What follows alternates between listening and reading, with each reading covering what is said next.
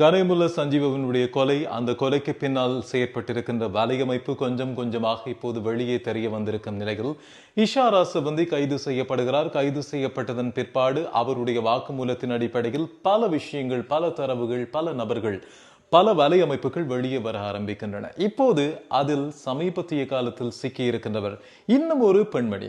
இந்த பிரச்சனையில் இன்னும் ஒரு பெண்மணி இஷாராவோடு சேர்ந்து செயற்பட்டிருக்கிறார். தமாரா என்று சொல்லி அறிவிக்கப்படுகின்ற அந்த பெண் சட்டத்தரணி. என்ன நடந்திருக்கிறது, தமாரா என்ன செய்திருக்கிறார் என்பது தொடர்பாய் இந்த காணொளியில் விரிவாக பார்க்கலாம்.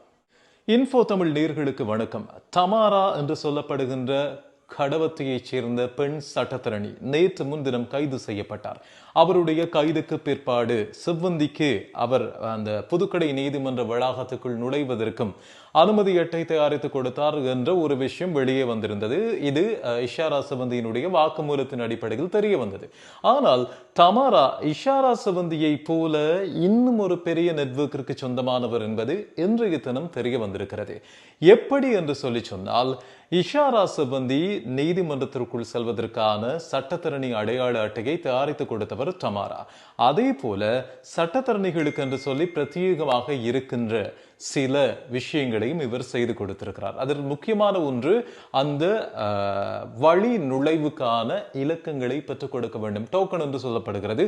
அதை பெற்றுக் கொடுத்த வேலையை செய்தவரும் இந்த தமாரா என்று சொல்லி குறிப்பிடப்படுகிறது. அது மட்டுமில்லாமல் இன்னும் ஒரு திடுக்கிடுகின்ற சம்பவம் என்ன என்றால், கெஹல் பத்ர பத்மையோடு இவருக்கும் தொடர்பு இருந்திருக்கிறது, தமாராவுக்கும் தொடர்பு இருந்திருக்கிறது. எப்படி என்று சொல்லி கேட்டால், கெஹல் பத்ர பத்மையினுடைய நெருங்கிய நண்பர் தருண் என்று அறியப்படுகிறார்.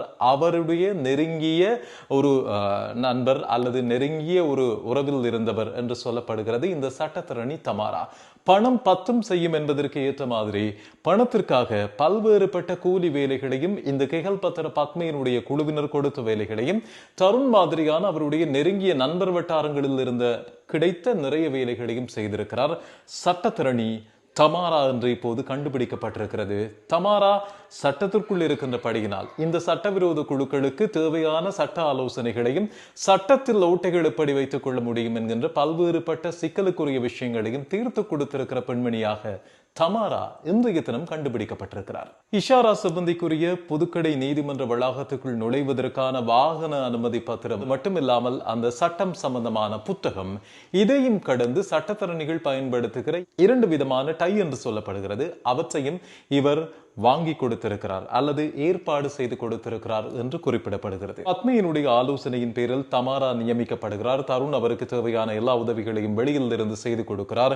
நீதிமன்றத்திற்குள் செய்ய வேண்டிய விஷயங்களை தமாரா முன்னின்று செய்து இவ்வளவு பிரச்சனைகளையும் செய்து முடித்திருக்கிறார் அல்லது இவ்வளவு விஷயங்களையும் தன்னுடைய கைங்கரியத்தினால் செய்து மறைத்திருக்கிறார் என்று சொல்லப்படுகிறது. சஞ்சீவை கொலை செய்த கமாண்டோ சாலிந்து என்று அழைக்கப்படுகின்றவருக்குரிய உடை, இஷாரா சிவந்திக்குரிய உடை என்று சொல்லி அனைத்தையும் ஏற்பாடு செய்து கொடுத்தவரும் இந்த வழக்கறிஞர் தமாரா.